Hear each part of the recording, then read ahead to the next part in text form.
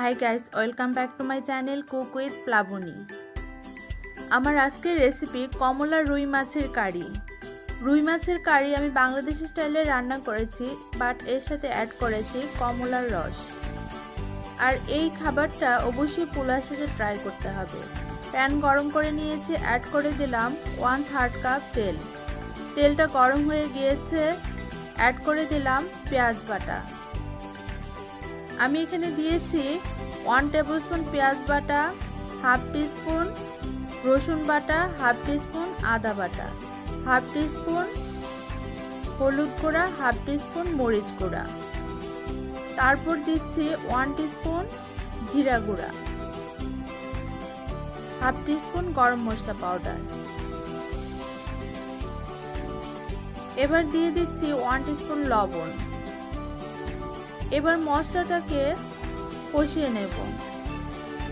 কষানো হয়ে গিয়েছে, অ্যাড করে দিলাম 1/3 কাপ পরিমাণ কমলার রস।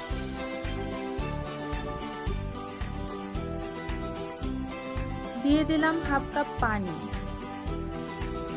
এখন বসিয়ে দিচ্ছি রুই মাছ। আমি এখানে 3 টুকরো দেশি রুই মাছ হলুদে লবণ মাখিয়ে আগে থেকে ভেজে রেখেছিলাম। এবার ঢাকনা দিয়ে ঢেকে 5-6 মিনিট রান্না করে নিলাম। এখন অ্যাড করে দিচ্ছি 1 টেবিলস্পুন চিনি। এতে টক মিষ্টির একটা দারুণ ব্যালেন্স হবে। অ্যাড করে দেব আবারও সামান্য একটু গরম মশলা পাউডার। নেড়েচেড়ে মিশিয়ে আবারও ঢাকনা দিয়ে ঢেকে আরও 5 মিনিট রান্না করে নেব। ফিরে এলাম 5 মিনিট পর। আমি ঢাকনাটাকে উঠিয়ে নিচ্ছি। এখন অ্যাড করে দেব 3টি চেরা কাঁচামরিচ ও 3টি কমলার কোয়া। আবারও ঢাকনা দিয়ে ঢেকে আরও 2-3 মিনিট রান্না করে নেব, যাতে কমলার কাঁচামরিচের ফ্লেভারটা পুরো রান্নাতে ছড়িয়ে যায়।